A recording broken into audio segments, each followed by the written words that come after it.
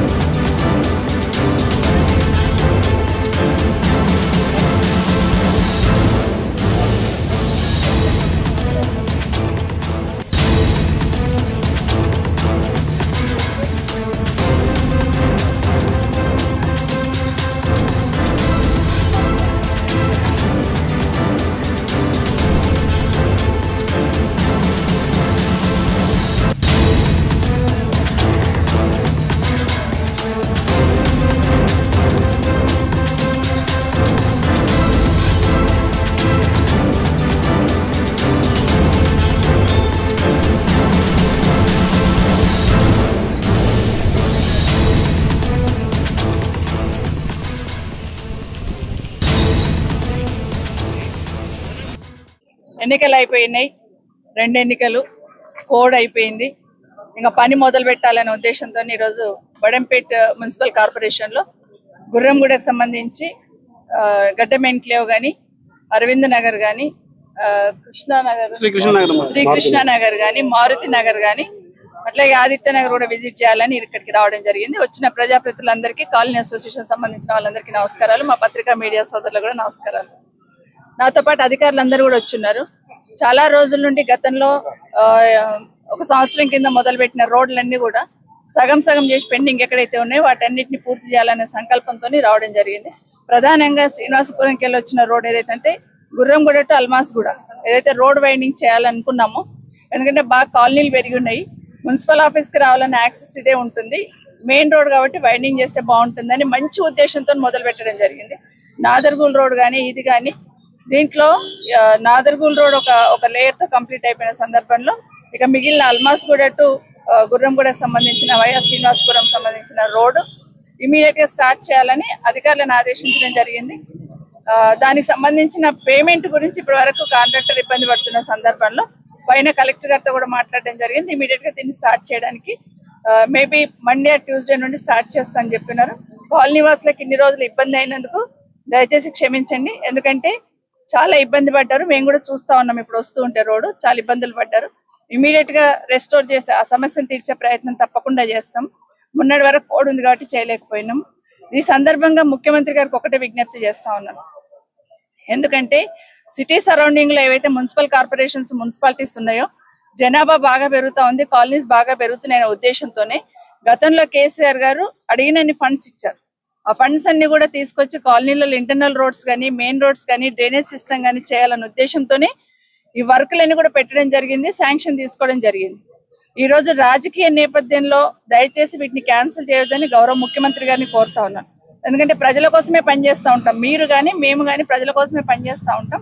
కాబట్టి దయచేసి ఇప్పుడు ఏవైతే నిధులు మంజూరు ఇచ్చిన నిధులు దగ్గర నా నియోజకవర్గం 250 కోట్లు మీరు నిలుపుదల చేశారు. దయచేసి నిలుపుదల చేయొద్దండి.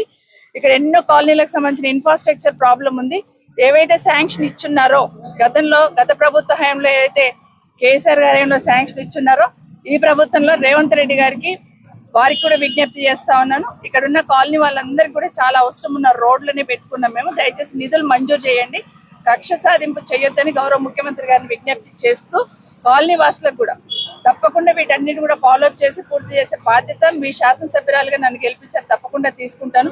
కొంత ఆలస్యమైన ఈ పనులన్నీ పూర్తి చేసే బాధ్యతను ప్రభుత్వం దృష్టికి తీసుకెళ్లి చేయించే బాధ్యత తీసుకోవడం జరుగుతుందని కూడా మరొకసారి మీకు అందరికి విజ్ఞప్తి చేస్తూ ఇప్పుడు చూసి వచ్చిన రోడ్లన్నీ కూడా చూశాను.